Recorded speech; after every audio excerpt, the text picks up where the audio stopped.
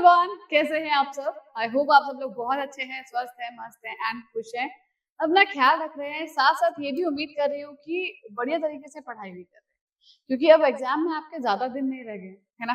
तो यहाँ पर आज की इस सेशन में, आज की इस क्लास में मैं आपको बताने वाली हूँ कि सबसे पहले तो ये जान लो कि अगर आप बिहार नर्सिंग का एग्जाम देने जा रहे हैं ना, तो यस, आप बिल्कुल सही जगह हैं। ये वीडियो बिल्कुल आपके लिए ही है। नेक्स्ट चीज की यस, यहाँ पर मैं आपको बताने वाली हूँ कि जो आपके हाई वेटेज जो है, ठीक है, हाई वेटेज जो चैप्टर्स है वो कौन कौन से हैं एंड उनमें जो है कौन से ऐसे टॉपिक हैं जो आपको कहते हैं ना जड़ी बूटियों की तरह आपके लिए साबित हो सकते हैं, रामबाण साबित हो सकते हैं। तो चलो बिना किसी देरी के मैं इस सेशन को शुरू करती हूँ और आपको समझाती हूँ कि बायोलॉजी में हम बात करेंगे बायोलॉजी की, कि बायोलॉजी में ऐसे कौन से वो इंपॉर्टेंट टॉपिक्स हैं जो आपकी बहुत ज्यादा हेल्प कर सकते हैं। तो आगे बढ़ते हैं एंड सबसे पहले हम बात करते हैं ह्यूमन फिजियोलॉजी के बारे में। तो ह्यूमन फिजियोलॉजी के बारे में बात करेंगे, यानी कि हमारे शरीर के बारे में बात कर रहे हैं हम, है ना?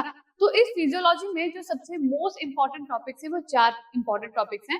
नंबर 1 है आपका डाइजेशन, यानी कि आपने खाया, आपकी बॉडी में गया, पचा, ठीक है, एंड उसका क्या हुआ, एसिमिलेशन हुआ, उसका एब्जॉर्प्शन हुआ एंड जो वेस्ट मटेरियल था, जो फीकस था या यूरिन था, वो बाहर बॉडी से एक्सक्रीट हो गया। ठीक है, ये पूरा का पूरा डाइजेशन यही होता है। फिर आपका रेस्पिरेशन आ जाता है, ठीक है, कि किस तरीके से आप खा पी रहे हो, न्यूट्रिशन मिल रहा है, एनर्जी बन रही है आपकी बॉडी में। थर्ड वन इज एक्सक्रीशन, यानी कि जैसे मैंने बताया कि डाइजेशन होने के बाद जो स्टेप होता है वो एक्सक्रीशन होता है। डाइजेशन मतलब होता है कि जो आप खाना पीना खा रहे हो वो किस तरीके से आपकी बॉडी में पच रहा है, राइट? एंड एक्सक्रीशन का मतलब होता है कि यहाँ जो पचा है खाना, उससे जो वेस्ट मटेरियल आपकी बॉडी में रिमेनिंग रह गया है वो बॉडी से क्या होना, आउट होना, ठीक है, इधर in the form of urine और फीकस, राइट? एंड लास्ट हमारे पास आ जाता है नर्वस सिस्टम, यानी कि ये नर्वस सिस्टम किससे मिलकर बना हुआ होता है, आपका सीएनएस और पीएनएस।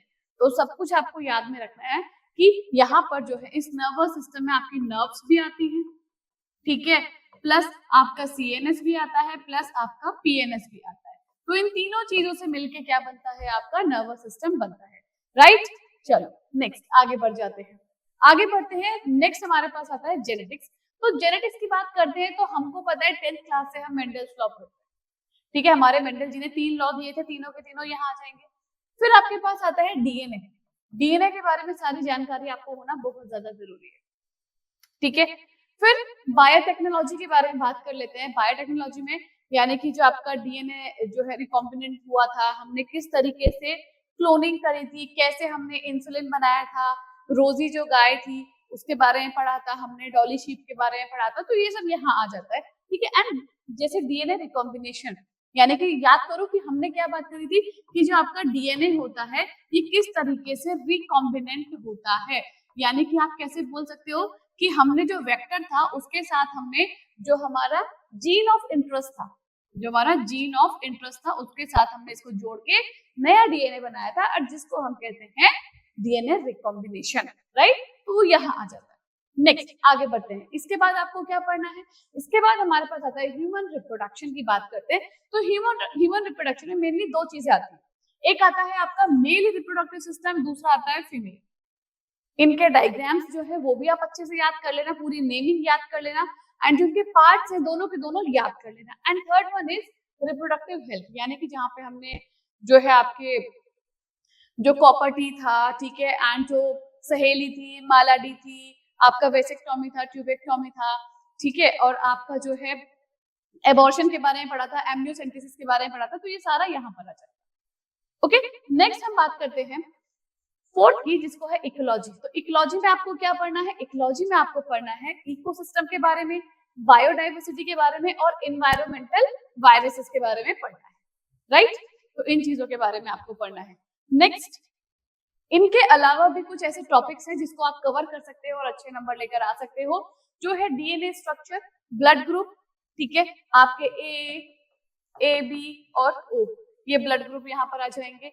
आपके हार्मोन्स की बात करेंगे तो ये जो हार्मोन्स है आपके, हम एनिमल्स की बात कर रहे हैं, ठीक है, प्लस प्लांट्स की बात कर रहे हैं, एनिमल्स में हम आते हैं, ठीक है, तो हम ह्यूमन की बात कर रहे हैं और प्लांट्स की बात कर रहे हैं, दोनों के हार्मोन्स हैं, याद करने पड़ेंगे आपको। फिर ह्यूमन हार्ट के बारे में याद कर लेना, इसका जो डायग्राम है कैसे होगा, प्लस इसकी जो थ्योरी है, प्लस इसके जो पार्ट्स हैं वो भी आपको देखने हैं। एंड लास्ट में फोटोसिंथेसिस की फोटोसिंथेसिस के रिएक्शन क्या है, कैसे होती है, कौन कौन सी साइकिल्स इसके अंदर होती हैं, ये भी आपको बिल्कुल अच्छे से पढ़ना पड़ेगा। एंड यकीन मानो ये सारे के सारे वो टॉपिक है जो आपने कवर कर लिए तो आप बहुत अच्छे नंबर स्कोर कर सकते हो। एंड यस, लास्ट में thank you so much and all the best. ऐसे ही अगर चाहते हो कि इनसे रिलेटेड क्वेश्चंस आपको मिल जाए तो उसके लिए क्या करना होगा, उसके लिए आपको कल से यानी कि 28 तारीख से आपको जुड़ना होगा हमारे साथ, हमारे चैनल के साथ जुड़ना होगा। एंड जहां पर आपको बहुत सारे क्वेश्चंस मिलेंगे जिससे आपकी बहुत ज्यादा प्रैक्टिस होगी बढ़िया तरीके से। तो फटाफट से बिना किसी देरी के चैनल पे जाओ, जाके चैनल को सब्सक्राइब करो, लाइक करो, शेयर करो वीडियो को, ताकि आप और आपके दोस्त आपके आने वाले एग्जाम में अच्छे नंबर स्कोर कर सके। तो मिलते हैं कल शाम को 3 बजे।